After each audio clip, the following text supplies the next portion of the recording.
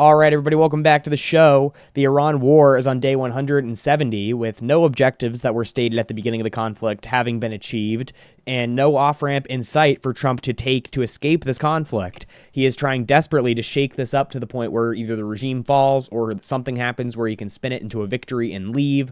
But all these various factors that we'll discuss today, the military realities on the ground, the status of the Gulf states and their willingness to endure another round of fighting, and the defiance of the Iranians have all come together, all these different factors, to create a very unpleasant picture for Donald Trump and for the United States in this conflict, in the state of this war. It has not gone well, and if we continue down this path, it will not be getting any better anytime soon. So we'll talk about all this today and more on the Quest for Clarity podcast. We must take back our cities and take back our culture and take back our country. Ideas spread, they can't stop them. An idea whose time has come cannot be stopped by any army or any government. There is a yearning in this country for somebody who will vote for principles over party.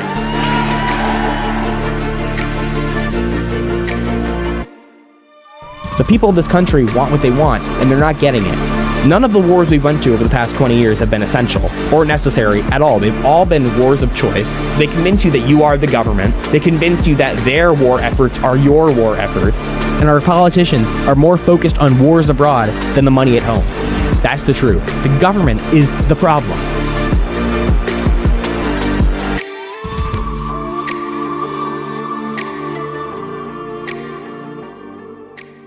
All right, everybody, before we begin, if you could please go down below this video here on YouTube and hit like and subscribe. I'd really appreciate that. Also, if you wouldn't mind going to my Instagram, X, Spotify, and Substack and giving all of those a follow, I'd really appreciate that as well. And then if you haven't seen it already, last week, I believe it was Wednesday, I had an appearance on the Kyle Anzalone show, so go check that out if you haven't already.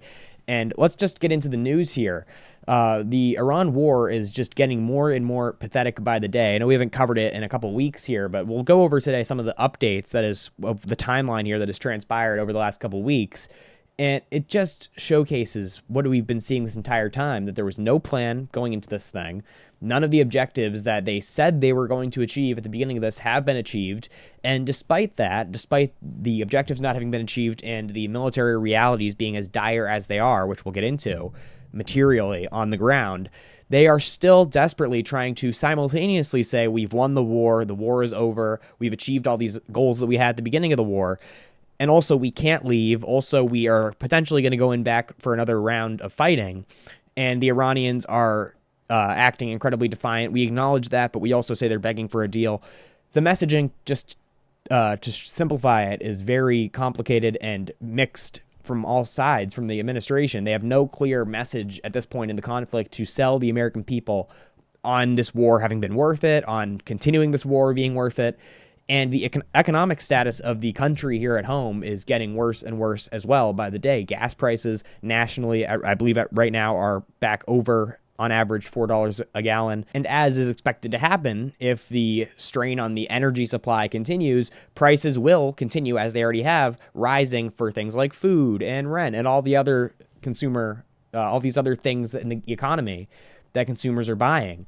And in response to this, in response to these totally rational concerns from the population and the voters heading into a midterm election, the Trump administration and the Republicans in the government, as well as the conservative commentators, have adopted a very Joe Biden-esque response to this, which is blame the consumer, blame the average American citizen, rather than take any accountability for the actions they took that led to this. And of course, everyone, to an extent, is missing the forest for the trees here. They're missing the giant elephant in the room as to what is causing the rising prices, and it is the printing of trillions of dollars over the last 25 years to fund these wars abroad that has caused the dollar to be totally devalued. But nobody's really even talking about that at all. There's a very small subset of people who know what's going on who are talking about that. But even if you choose to ignore this very obvious fact about how printing trillions of dollars devalues the dollar, you can still look at what's going on right now, the tangible realities of the world right now, and see how this is causing prices to rise, specifically on oil and just energy more broadly. It's the closure of the Strait of Hormuz, which has resulted in 20% of the world's oil supply being restricted from the global market. obviously, when something as important to the function of the globe as oil experiences a supply shock, that results in prices rising. That everyone understands that. And instead of addressing that concern, that's very rational concern that consumers here have as prices of everything go up as a result of this, instead of addressing that, the Trump administration is doing just exactly what the Biden administration did during the Ukraine war and after the inflation from the COVID spending finally kicked in a couple years into the Biden term. And instead of addressing these concerns and maybe apologizing for their economic interventions that caused these price increases, they instead blame the consumers. And we see it's particularly worse, actually, with the Republican side doing this, because these are the people that claim to be capitalists and against government interventions into the economy for the most part. And instead of acknowledging the increase in prices, the economic troubles that consumers are facing, and then pointing the finger at the government, which is what they would do if this was under Biden, instead of pointing the finger at the trillions of dollars printed by the government and the government foreign interventions that result in a supply shortage or a supply shock to oil globally, instead of doing these obvious kind of capitalist critiques of government intervention, they instead blame the consumer and say that you're ungrateful, you have it better than anyone before you has ever had, and here you are complaining about $4 of gas. This, obviously, going into a midterm election is not the ideal messaging, blaming the consumer, blaming the voter for the problems caused by the people in government. But here we are, nonetheless, as they continuously try and do that. And this goes back to the broader theme of what we'll be discussing today, which is that things are getting increasingly desperate and pathetic from the administration regarding this war. And that applies both domestically with the messaging and the economics here at home, as well as the military action abroad and what they've done so far, the damage that's been inflicted on the U.S. military in the Middle East, as well as the potential plan going forward here with people, particularly the neocons here at home and the Israelis abroad, pushing the administration back into a more escalatory posture against Iran. And we'll start off here just by reading the Wall Street Journal article from the other day. And it just highlights the defiance of the Iranians as this war has now shifted into basically a contest of who will blink first. And that's what the title of the article is here. It says, quote, "Senior Trump administration officials have doubled down on economic pressure in the fight with Iran, making lower oil prices a top war aim and vowing unprecedented financial sanctions that would force Tehran to reopen the Strait of Hormuz. Iran late Thursday attacked 2 UAE ships in the Strait," Emirati officials said. With those strikes, Iran is signaling that it is imperative to more economic sanctions. That it is impervious to more economic sanctions and is willing to take the military initiative when President Trump appears reluctant to return to a shooting war. With Trump relying more on the Navy's blockade of Iranian ports as financial pressure on Tehran, Iran's leadership is trying to show that they won't relent and will keep the strait closed until energy prices force the U.S. to back off, analysts say. Quote, "Tehran is drawing a simple lesson from every game of chicken with Washington. Hold your nerve long enough and America swerves first," said Ali Vaiz, the International Crisis Group's deputy program director for the Middle East and North Africa. Quote, "For a system that believes it is fighting for survival, existential threats tend to harden resolve, not impose a price ceiling on resistance." And this is the fundamental thing that we've discussed this here on the show before. This was the misunderstanding about the Iranian regime that resulted in us being very confident that we'd be able to overthrow the government at the beginning of this war. And by we, I mean the Trump administration. So not actually we. People like myself were saying this wasn't going to happen. But at the beginning of this war, the Trump administration went in with the intention of regime change, with the idea that the civilians would rise up amidst the chaos and take back the government from the Ayatollah. This didn't happen.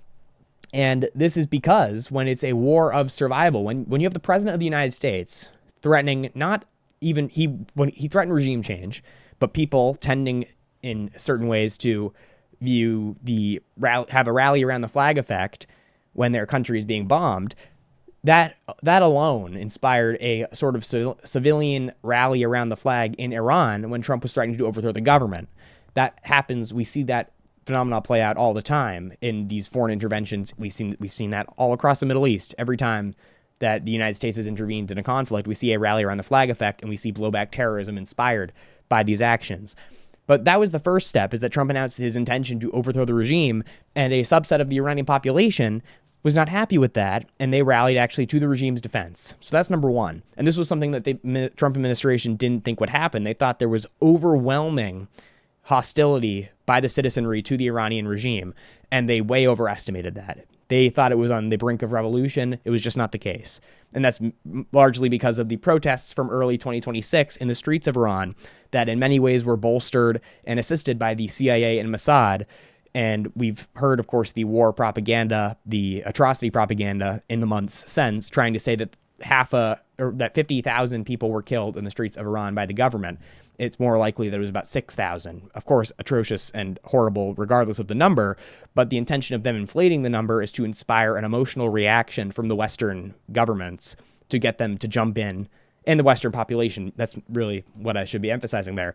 It's to get an emotional reaction from the Western populations to get them on board with their government overthrowing this evil regime abroad. That's the intention of them inflating the number. It's not to point out that they're incorrect in the number, is not to downplay the actions of the Iranian government. It's to correct the factual record. That's number one. Trump believed there was this massive revolution brewing in Iran, and that if only he knocked out the pillars of their government, then the people would rise up. That didn't happen. But then he transferred this messaging over the course of the war to being from regime change, I'm going to destroy the regime, to I'm going to destroy all of Persian civilization. So he broadened the scope of who he was aiming to obliterate in this conflict, from the Iranian regime, the IRGC, the Ayatollahs, and their inner circle, to then broadening it out, not even really to Iran, to the entirety of Persian civilization. So we are going to, praise be to Allah, we will destroy an entire civilization. An entire civilization will die tonight.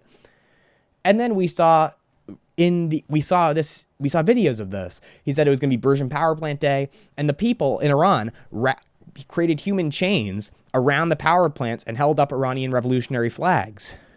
So this has had an opposite effect. The idea was that the Iranian regime would fall due to a combination of outside pressure and internal pressure. This did not happen. The outside pressure only inspired a internal pressure to keep going from the Iranian government. When it's a war of survival, this is what the article points out precisely, when it's a war of survival, all previously held bets are off in many ways, because if you think you're going to die at the end of the war, if you think if the United States gets its way, we will no longer survive, well, then all bets are off. They are intending on surviving. And if they're now in a position of strength in this conflict, which the Iranians in many ways are, well, now they're intent on making a cost to the United States for even considering doing this, so that they are deterred from ever doing it again. That's the dynamic we're in right now. The Iranians, in this phase of the war, the Iranians have won the war. None of the United States' objectives have been achieved. They've dealt severe damage economically to the United States, to the United States military infrastructure across the region, to the point where much of it will not be returned to. And they have extended their influence in the region to the Strait of Hormuz. So in basically every way, the Iranians have come out of this position victorious based on in the strategic realm, based on what the United States sought to achieve. So if we're just going based on the standards set by the United States of what success would look like, as loosely defined as those were, there were some, but based on those, the United States has lost and the Iranians have survived and won. So now they are in a position where they're trying to impose costs on the United States for trying this in the first place to deter them from ever trying this again. And that cost right now is prolonging the conflict, really emphasizing the economic pain on the American citizens, so that the country as a whole here is not ready or is unwilling to accept any future administration doing this same thing. So a Rubio administration in 2028, the country will not be ready, or will be not as excited. And even that, the country was not excited in the first place for this war. It was the least popular war from beginning to now in the history of the United States. But the point, it'll be even less popular if the economic pain that has resulted from it is much more pronounced and emphasized from the Iranians being unwilling to negotiate, unwilling to end the conflict. It's an effort to make sure that no future administration can do this again without severe backlash from the American public. That's the point. And what we see now is that the Iranians have struck, as it says here, struck ships in the Strait of Hormuz. They're making sure that at the end of this, they will control the Strait of Hormuz. And they know because it's being reported very openly in Western media that the United States militarily is weak in the region. There is not enough defensive systems to go around. NBC News reported a couple of weeks ago that the United States is basically allowing Iran to hit certain targets because they'd rather prioritize other ones. So the United States can't even defend right now the vast majority of our targets in the Middle East from Iranian attacks. And the bases surrounding Iran, many of them have been destroyed to the point of no return. The Fifth Fleet base will not be returned to most likely after this war because of how much damage it suffered. So that's the real, despite the lies of Pete Hegseth and Donald Trump right now, telling you we've won this war and we're in the position of strength. No, that's not the dynamic at all. That's not living in reality. And everything I just said is the reality. That's all provable fact. You can look up every single thing I just said, and that's all provable fact. And all of it points in the direction of the United States lost this war. They never should have launched it. And the Iranians now are trying to prolong this to deter us ever doing this again in the future. And that's created a system of desperation, or a dynamic of desperation here for the Trump administration. Because just knowing the internal dynamics of Trump and the administration, they are unwilling to admit defeat, and they're unwilling to have anything spun in a way that portrays weakness rather than strength. So if Trump is convinced that the real strength here is obliterating an entire country, and that if he does that, he'll be viewed as the victorious winner of this conflict, then he could be persuaded into doing that. If someone gets in his ear, however, and says that strength is leaving the conflict because it's going to get much worse, perhaps he'd be inclined to do that.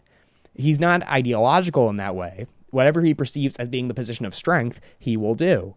If he thinks blowing more stuff up is the position of strength, then he's perfectly content to do that. He has no moral qualms with blowing up power plants and bridges if he thinks that will portray him as the winner of the war. Now, we see the dynamic as a result of this war across the entire Middle East changing because of this.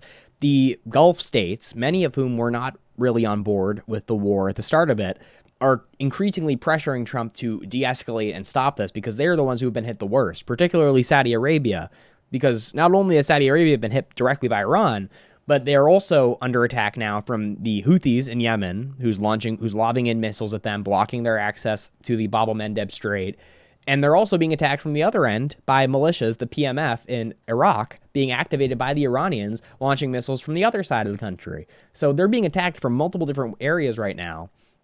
Saudi is. And this is just causing severe harm to their country. And obviously it's not a good situation. They are pressuring the United States behind the scenes. MBS, Mohammed bin Salman, was the top guy. I believe this. There have been, of course, as you know, multiple rounds of Trump threatening the maximalist threat and then backing down.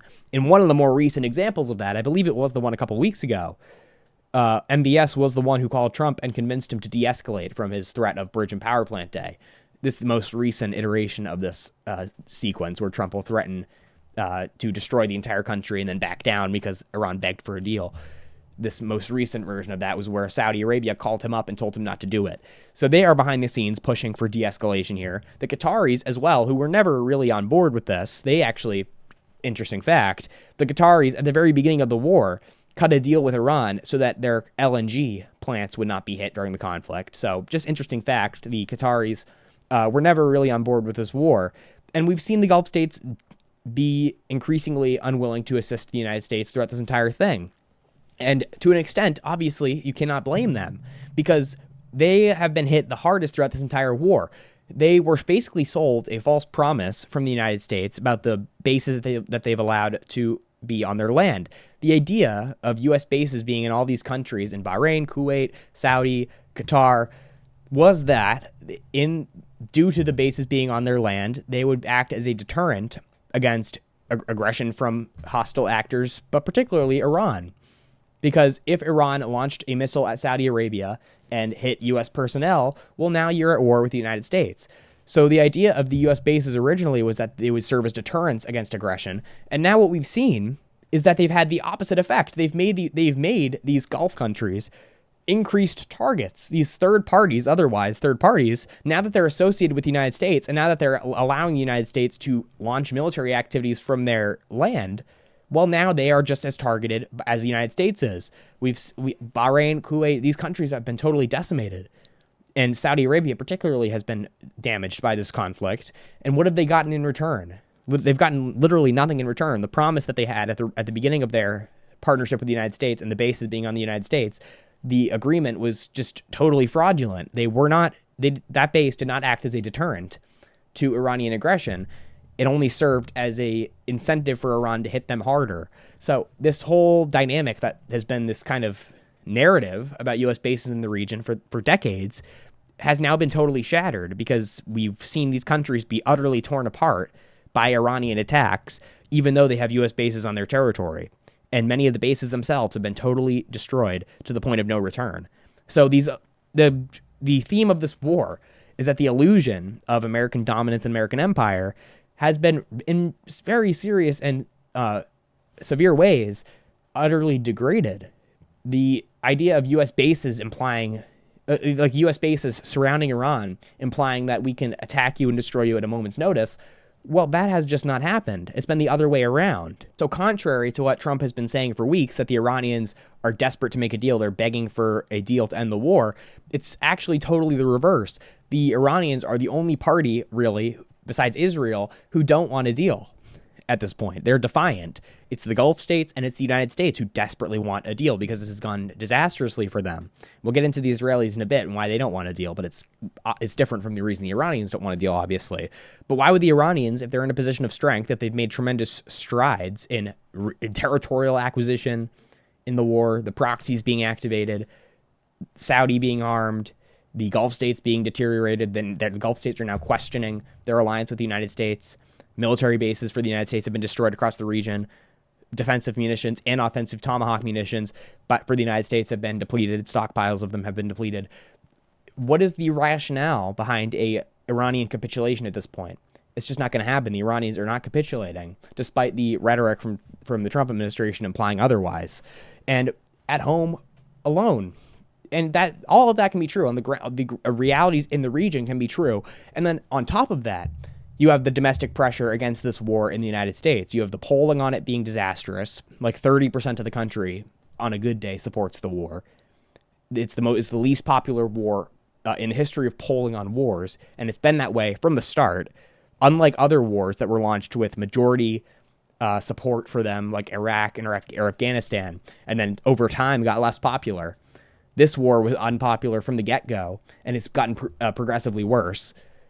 So this war, in terms of popularity, has put increased pressure on the Trump administration here at home in the Republican Party. In the midterms, the economic effects of this are going to have effects politically for the Trump administration and the Republicans. The economic effects have caused increased anger from the American population against this war. And there's been an unwillingness to explain to the American people from the Trump administration why this war was at all worth it. All we get is this lecturing. And I'll show the clip right now. This is Trump the other day at a speech in New York, saying that when you have to pay, in a very condescending tone, just notice the tone from him here, the contempt. In a very condescending tone, here's Trump lecturing the American people about when you pay $4 for your gasoline, just remember you're doing it for the service of this noble cause, this totally fake cause that has no bearing with reality, that Iran was going to get a nuclear weapon. If anything, they're more likely to now, but that's a secondary issue. This noble common good of Iran can never have a nuclear weapon, this mind-numbing, stupid slogan that they've come up with as their only possible way of selling this war. Iran will never have a nuclear weapon. Just remember you're doing it for that slogan. Take a look. So, for you to pay a tiny little bit more for your gasoline, just remember you're doing it so that a very evil country cannot have, a country really, it's the #1 state sponsor of terror in the world. We don't want to have them have a nuclear weapon. So remember that when you have to pay a little bit more, you're at $4. It's okay. I mean, it's I'll never apologize. I did the right thing. This is very similar to the rest of the messaging coming from the pro-war crowd. You must first set up this incredibly stupid low IQ binary of you either support the war or you support the Iranians getting nuclear weapons, and act as if there's no other alternative choice here. There's only these two choices because we've set up the debate to already presuppose, and like we are multiple steps ahead of you, and we've already determined, based entirely on faith in the government narrative, that the Iranians were going to develop a nuclear weapon and bomb Miami. And if you don't support this war and everything that comes along with it, the economic pain, the death and destruction abroad, the mindless propaganda slogans, if you don't support all of that and package that up and bundle that together and support that and swallow that gigantic pill, well, then basically you are implying that you'd like to see, not only are you okay with, you'd actually like to see the Iranians come over here and nuke every major American city, kill American citizens, and take over the Middle East. You realize, once you think about it for more than 2 seconds and engage in critical thought, that this is stupid. None of this makes any sense. And if you take any time to look into the matter at all, you'd acknowledge that their whole narrative that they built up, this binary, is based on a whole set of things that are just not fact. It was not true that it was inevitable that the Iranians were going to get a nuclear weapon and bomb America. That's just not true. Tulsi Gabbard said so. Our director of national intelligence, appointed by Donald Trump in 2025 in her annual threat assessment, said that it has not been assessed by the intelligence community that Iran has made the political decision to develop a nuclear weapon. They have not yet made the political decision to develop a nuclear weapon. You can look that up. It's online right now. It's posted by the government. And even if all the intelligence was totally wrong, the Iranians do not have intercontinental ballistic missiles to deliver a nuclear weapon to the United States if they did.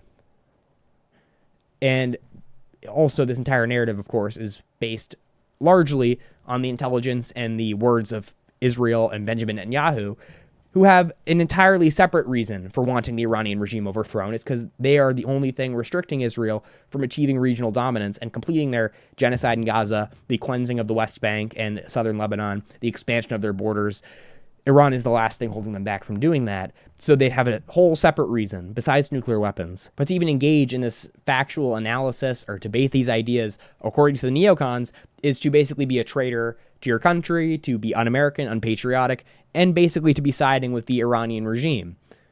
So obviously this dynamic that they've set, this framework they've set up here for this public discourse, is not based on reason or logic at all. It's purely emotional, tribalist, collectivist. This is what the government specializes in. This is what the Warhawks and the Republican Party specialize in, especially. But the government more broadly. This is what they need of you. They need you to shut off your critical thinking and shut off your morality. Because in order to get you to support a mass murder campaign of innocent people across the world with your money, conducted supposedly on your behalf, in order to support that, you must first shut off your critical thinking and morality and outsource it to this entity called government. You must allow them to make moral decisions on your behalf, allow them to think on your behalf. Because if you thought for yourself, what is the narrative they're selling me? Is that narrative true? Okay, it's not true. We can prove that with fact. If you lay out the case, you can prove that this narrative is false. Therefore, is it logical? Is it rational? Is it moral to then conduct a mass murder campaign based on this totally false pretext that's going to result in the death of women and children abroad who did nothing wrong, who never were a threat to you? And it's going to result in the destruction of property across the world. It's going to result in the spending of trillions of dollars when it's all said and done of your money that's been stolen from you. When you think about it like that, you can realize very quickly how illogical, irrational, and immoral this whole project is. But in order to make excuses for it, in order to buy into this narrative and be on the team, you must first shut off all critical thinking and shut off your morality. We can all see how ridiculous it is to support a policy that is based on false premises. It's based on lies that are provable lies, which we know will result in the death of innocent people, the destruction of property across the world, and it's being done through money that was taken by theft. We can all acknowledge and say how that's irrational, immoral, and we shouldn't support something like this. Yet because the people who support the war have outsourced their morality, that they would apply to this equally if somebody was doing some sort of comparable thing in their personal life, if some private actor that wasn't the government, that didn't have all the emotional attachment that the government has, if Amazon did something even remotely close to this mass murder of innocent people through stealing your money, you would see how ridiculous it is to support that. Because, no, what right do they have to go around killing people with money that they stole from me? They have no right to do that. because they, like me, are people who have to operate based on these moral principles that you don't get to steal from people, you don't get to kill them. But because we've carved out this exception in the government, we can say that they are doing it for some greater purpose.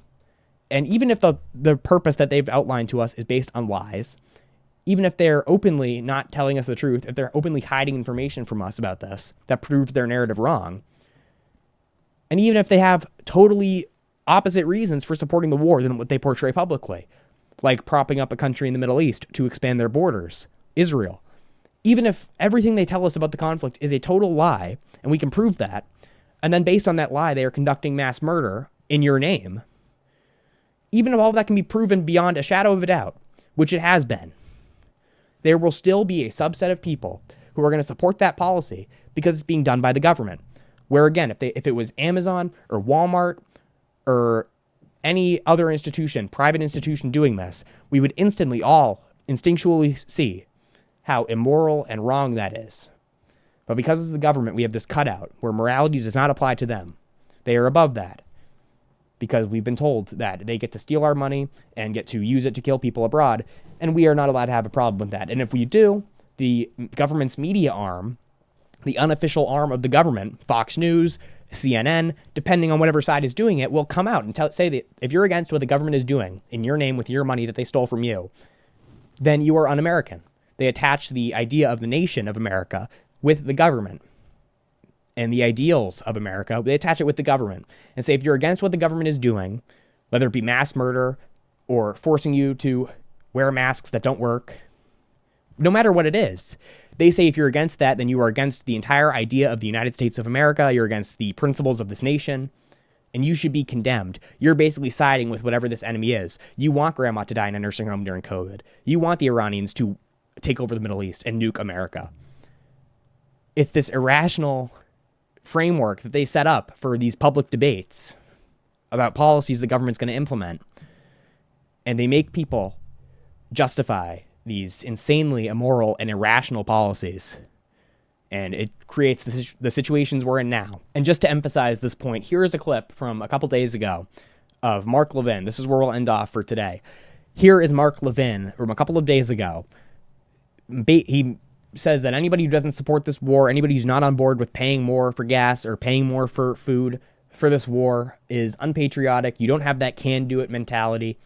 You don't have what the older generations had, where they were willing to have this collective struggle in the name of this broader societal project of World War II or whatever.